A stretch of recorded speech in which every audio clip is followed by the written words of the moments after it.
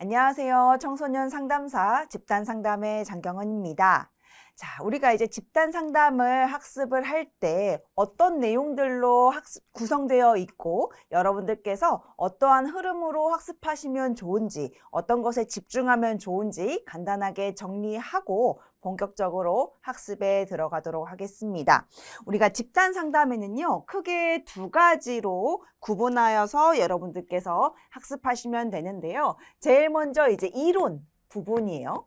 이론 부분하고 그리고 실제 적용하는 부분, 이 두 가지 갈래로 학습하면 되는데요. 기본적으로 우리 선택 과목 같은 경우에 필수적인 학습 내용들이 어느 정도 되었다라고 한다면 크게 문제가 되지 않을 부분들이 많이 있고요. 특히나 집단 상담 같은 경우에는 필수 학습이 기본 바탕이 제대로 되어 있으면 크게 어렵지 않게 스무스하게 넘어갈 수가 있는 부분들입니다. 자, 먼저 이론에서는요. 다른 상담하고 차이가 무엇이냐? 집단이라고 하는 게 특징이잖아요. 이 집단만이 가지고 있는 특징들을 확실하게 알고 계셔야 돼요. 그래서 이 집단이 가지고 있는 특징이 무엇인지, 집단만의 특징, 그리고 이 집단 상담에는 여러 가지의 유형들, 그러니까 유사 개념들이 있어요. 뭐 집단의 유형도 있죠. 집단 상담의 유형도 있을 수도 있고요. 다른 집단 상담과 비슷한 유사 개념들이 있을 수 있거든요. 유사 개념과의 차이. 이러한 것들을 좀 확실하게 알고 가셔야 돼요. 크게 어렵지는 않지만 항상 출제되는 부분이기 때문에 이제 요거 알고 계셔야 될 것 같고요.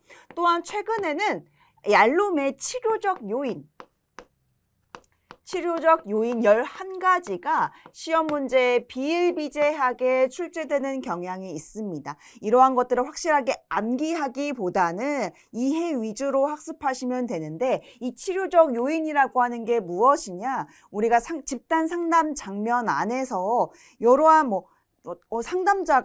상담자뿐만 아니라 일반 내담자들이 자신의 솔직한 이야기를 하면서 보편성, 저 사람도 나하고 똑같은 마음을 가지고 있구나. 이러한 역동들이 많이 일어나게 되거든요. 특히 집단 상담에서는 서로 간의 소통을 통해서 내가 새롭게 알게 된 것들을 통해서 치료가 되기도 합니다. 누군가가 내 얘기를 잘 경청해주고 반영해줄 때 우리는 어느 정도 마음의 치유가 되기도 하는데요. 그러한 11가지의 치료적 요인이 종종 출제되고 있습니다. 이러한 것들 학습하시면 좋을 것 같고요. 또 한 가지, 사실 이론이라고 했으니까요. 이 집단 상담만이 가지고 있는 이론들을 학습하시면 되는데 우리가 진로 상담과는 다르게 집단 상담에서는 집단 상담만을 위한 이론들이 존재하지는 않아요. 그러다 보니까 기본적인 필수 기본 이론들을 기본적으로 잘 알고 계신다라고 하면은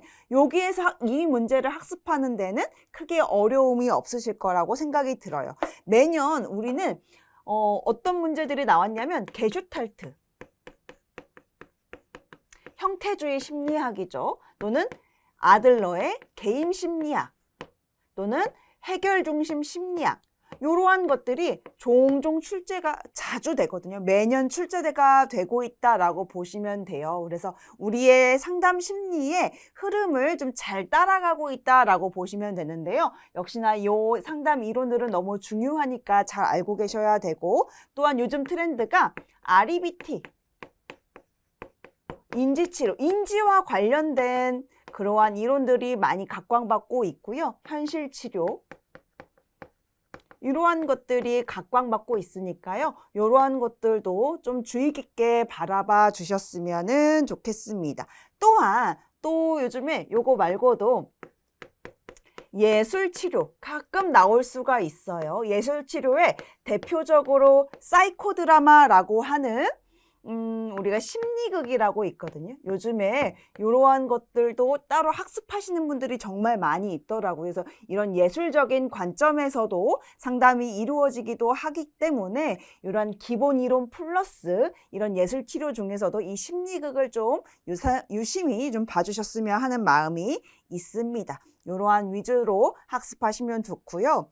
그 다음에 이제 실제 부분이에요. 우리가 이 실제에서는요, 위에 이론처럼 암기를 많이 해야 되는 것들이 필요하지는 않아요. 대신에 암기보다는 이해를 확실히 하셔야만이 풀 수 있는 문제들이 많이 출제가 됩니다.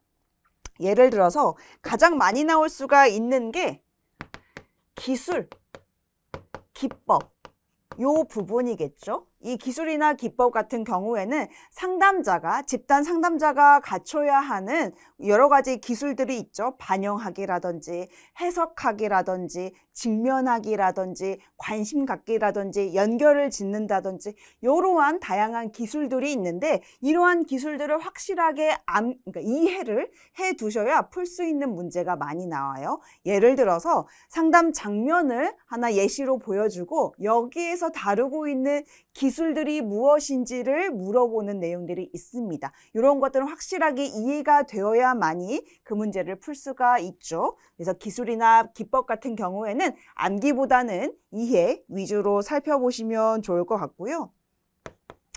집단 상담 같은 경우에는 문제들도 많이 일어나게 됩니다. 문제별 대처. 아무래도 상담들이 뭐 6명에서 15명 이하까지 상담이 진행하다 보니까 사람들이 많다 보니 문제가 생길 수 있는 부분들도 여러 가지가 있겠죠. 이러한 문제별로 어떻게 대처하면 좋은지 이러한 내용들도 출제가 되고 있고요. 아무래도 과정, 프로세스도 좀 다를 수가 있습니다. 사람들을 선별하는 것도 사실은 일반 개인 상담에서는 거의 없는 내용들이잖아요. 상담, 내담자를 선별하는 거, 계획하는 거, 그리고 평가하는 거, 일련의 과정이나 운영과 관련된 내용들이 시험 문제에 이제 출제될 확률이 높습니다. 특히나 상담자 같은 경우에는 집단 상담에서는 한 명만 상담자가 있는 경우도 있지만 2명일 경우도 있거든요. 2명의 상담자. 이러한 독특한 상황들은 집단 상담에서밖에 있지 않은 상황들입니다. 그래서 이러한 집단 상담에서만 볼 수 있는 이런 독특한 내용들을 잘 기억해 두시면 좋을 것 같고요. 또한 구조화된 상담, 비구조화된 상담, 반구조화된 상담, 사실 개인 상담에서는 거의 이루어지지 않은 내용들입니다. 이런 거 잘 기억해 두시면 좋겠고요. 가끔 가다가 어렵지 않게 사실 모든 요즘 상담, 청소년 상담 트렌드가 무엇이냐면 다문화예요. 다문화. 다문화라든지 여성과 관련된 시험이 종종 항상 한두 문제씩은 꼭 필수가 된다라고 보시면 되는데 특히나 청소년 상담에서는 이 다문화가 시험 문제에 출제될 확률들이 매우 높습니다. 최소 한 문제라도 나오기도 하는데요. 어렵지 않게 시험 문제 나올 수 있습니다. 그렇지만 이 다문화에 대한 기본 이해가 어느 정도 되어 있어야만이 우리가 쉬운 문제든 어려운 문제든 풀 수가 있는 것이죠. 그래서 이런 거 잘 기억해 두시면 좋겠습니다.